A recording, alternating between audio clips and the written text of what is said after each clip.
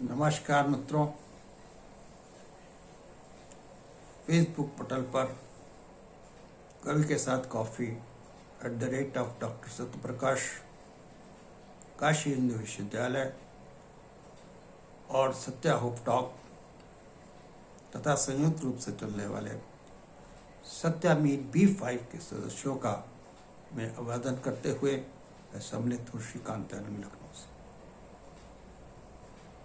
आज का विषय बहुत ही श्रेष्ठ और सुंदर है। जब एक प्रसन्नता की बात होती है, प्रसन्नता माने आपके हाव भाव में एक उत्सुकता जागती है और उत्सुकता जागने का जैविकी नियम है। जब आप मन से प्रसन्न होते हैं, जब आप मन से स्वस्थ होते हैं, तो आप में एक प्रसन्नता का अनुभव आपको स्वयं होता है। प्रसन्नता का कारण एक सुख और खुशी से है।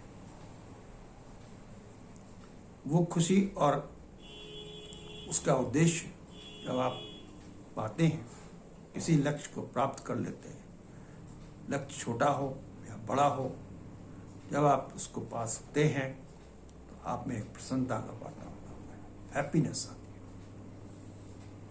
और उस हैप्पीनेस के पीछे आपका जो परिश्रम होता है, जो आपने उसमें अपना समय, ऊर्जा और संसाधन लगाया है, उससे प्राप्त होने वाला जो लक्ष्य है, लक्ष्य की पूर्ति जो हुई है, वही आपका प्रसन्नता का कारण होती है। अब लक्ष्य आपको कितने समय में प्राप्त हुआ?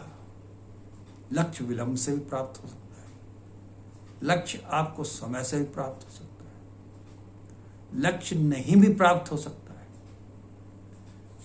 और नहीं भी प्राप्त होने के कई कारण हैं। आपके परिश्रम में कोई कमी हो, आपके द्वारा लगाए गए समय में कोई अधिकता हो, आप नियमित रूप से उसमें संलग्न रहने में विलंब करते हो, और विलंब होने का कारण आपका शारीरिक स्वास्थ्य, आपके पारिवारिक जनों की स्थिति या एक सामाजिक दायित्वों का निर्वाह भी हो सकता है। जिस प्रकार से बच्चा, स्टूडेंट, छात्र जब पूरे वर्ष भर पढ़ाई करता है और परीक्षा का जब काल उसका आ जाता है, तो उसको एक अवसाद की स्थिति होती है। हम परीक्षा में पास हो रहे हैं, हम परीक्षा से बाहर तो नहीं जा रहे हैं, हम परीक्षा प्राप्त कर पा रहे हैं कि नहीं कर पा रहे हैं, तो एक अवसाद की स्थिति होती है। लेकिन जैसे ही आप परीक्षा नजदीक आती जाती है और आपकी परीक्षा का प्रश्न पत्र आपके सामने जब आ जाता है और बहुत बेहतर ढंग से आप उसको कर लेते हैं, तो एक मन में एक आत्मानुभूति होती है और एक भय का वातावरण समाप्त हो जाता है और प्रसन्नता, आपको आत्मीय प्रसन्नता प्राप्त होती है कि हमने अपने लक्ष्य को अच्छी तरह से प्राप्त किया, अपनी योग्यता से प्राप्त किया और अपने ढंग से हमने उसको जो है करने की कोशिश की है। तो वो एक आत्मीय प्रसन्नता का कारण बनती है। इस प्रकार से आपका जो लक्ष्य जब आपको सुखकर और अनुभूतिदायक होता है, वही आपकी प्रसन्नता का मार्मिक कारण बनता है।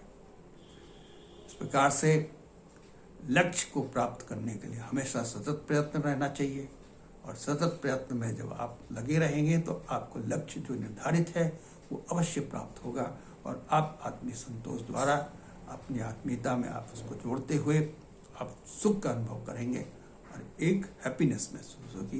इन शब्दों के साथ हमारा आज का विचार सत्या होप टॉक के जो है इस आयोजन में, सत्या मीट में जो हमें दैनिक कार्यक्रम होता है, उसके अनुसार हमारा विचार यह है कि प्रसन्नता प्राप्त करने है तो आपको लक्ष्य को अपने ढंग से नियमित रूप से प्राप्त करने के लिए संसाधनों में संलग्न रहना पड़ेगा, तभी आप लक्ष्य को प्राप्त करेंगे और हैप्पीनेस प्राप्त करेंगे। इन शब्दों के साथ आपको यह आज का आयोजन समाप्त